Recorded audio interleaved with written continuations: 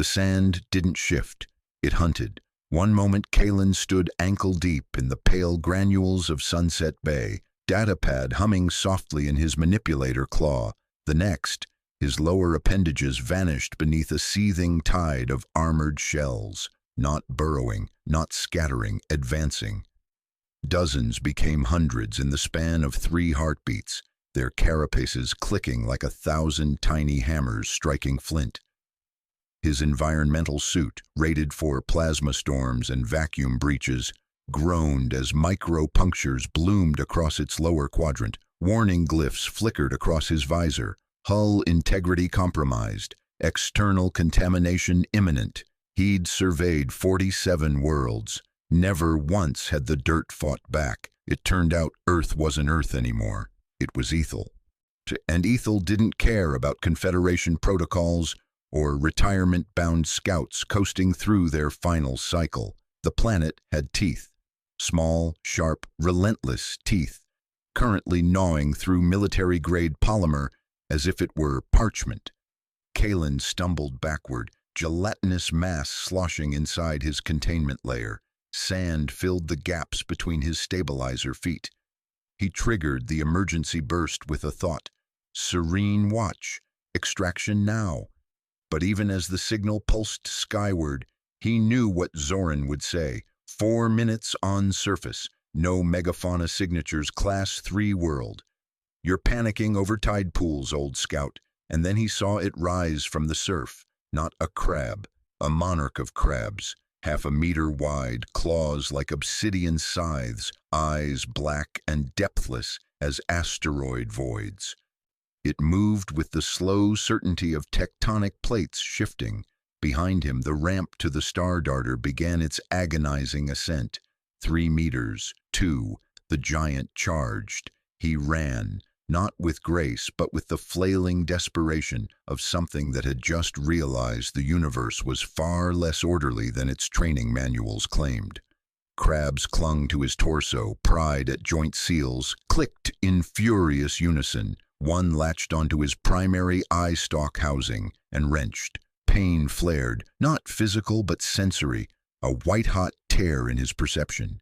He screamed, a wet, bubbling sound his species hadn't evolved to make. The ramp sealed just as those colossal claws snapped shut on empty air. Inside, trembling against the cool inner hull, Kalen gasped recycled atmosphere into his vents. Safe, sealed, not dead, barely. Outside, the clicking continued, a rhythmic tapping against the ship's underbelly. They were still there, waiting, plotting, perhaps, in whatever rudimentary hive mind governed their kind. Then a new sound, deeper, throbbing, combustion. His external monitors flickered to life. A vessel approached, wooden peeling paint, smoke coughing from a single stack. On its bow, faded letters spelled Wanderer's Luck. 2 figures emerged, humanoids, bare-chested, unarmored, laughing. They vaulted into the shallows without hesitation. Kalen watched, frozen, as the first human, lean, sun-browned, wearing nothing but frayed shorts and a grin, stepped directly into the crab swarm. Not around. Into. He crushed several underfoot, flicked others aside with a long pole, then bent down and picked one up by its shell, tossing it into a bucket like a child collecting seashells. The second human lit a small burner, dumped yellow fat onto a metal plate, and began humming.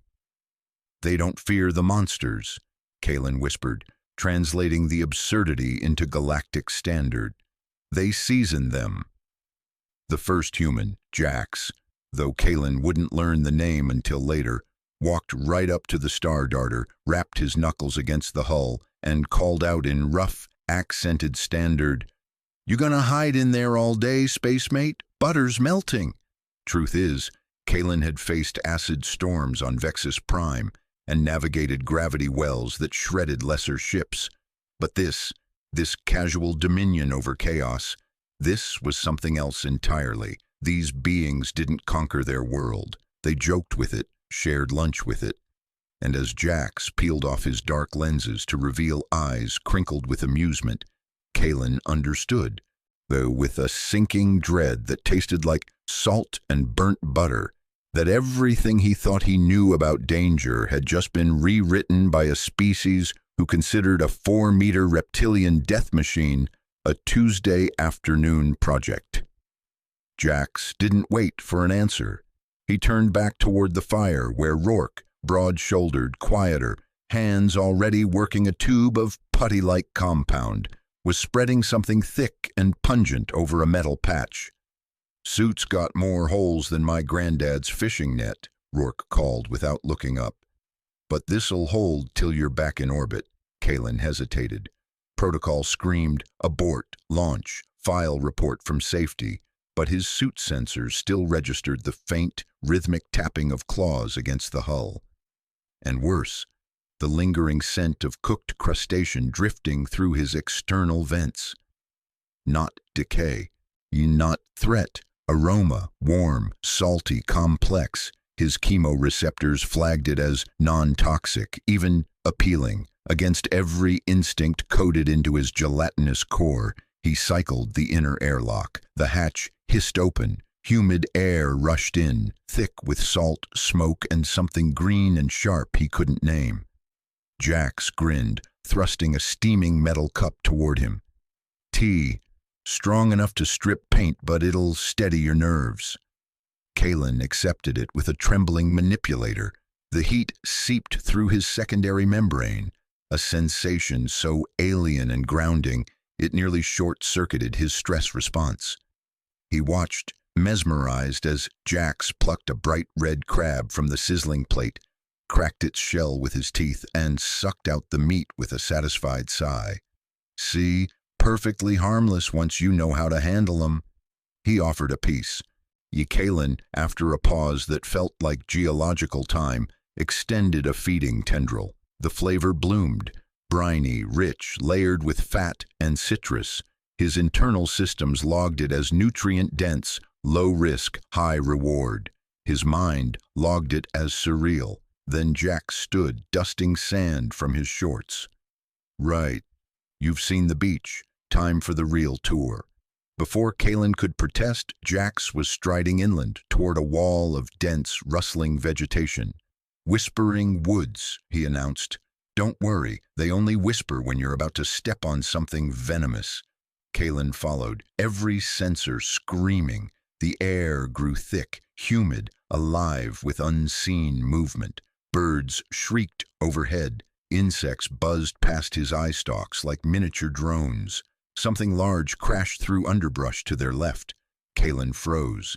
Jax just chuckled. "Kangaroo. Harmless. Mostly." He stopped beside a gnarled tree, pointed upward. "Now this, you watch for." Kalen looked. At first, nothing. Then, a shadow detached itself from bark. Legs unfolded, a spider, not 10 centimeters, 15. Hairy, mandibles flexing. Kalen's threat assessment spiked into critical red.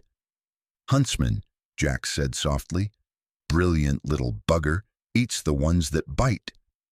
And then, before Kalen could even process the insanity, Jax reached up and gently lifted the creature onto his palm. It sat there, calm, legs spread wide like a living starfish. "See? Just wants to keep the place tidy."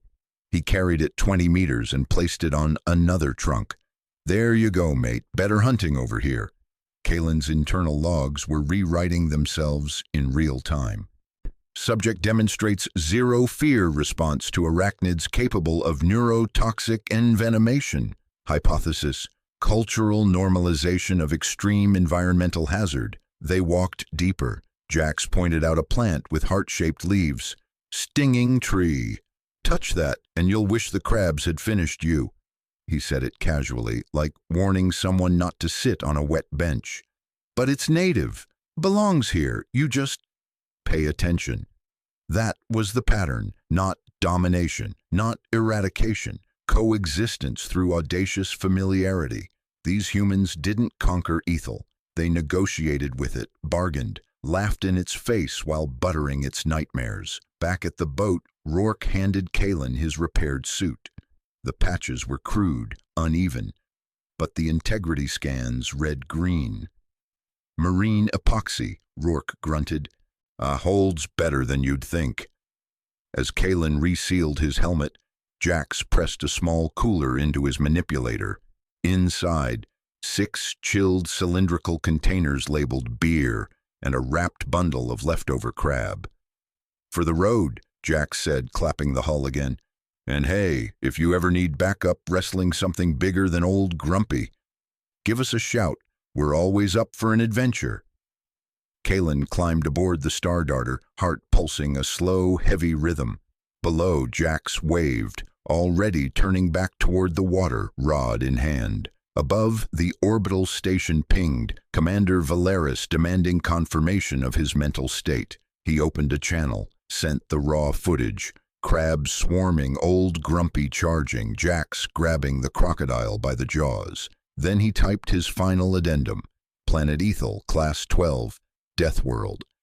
As the engines roared to life, he watched. As the engines roared to life, he watched through the viewport. Sunset Bay shrank beneath him. Blue water, white sand, green woods. Peaceful, deadly, alive. And on that shore, utterly unaware they'd just scared a Galactic Confederation into permanent quarantine. 2 humans stood knee-deep in the surf, laughing as something enormous broke the surface ahead of them. Galactic protocol had no clause for humans who wrestle nightmares for fun. Good thing they'd never need one.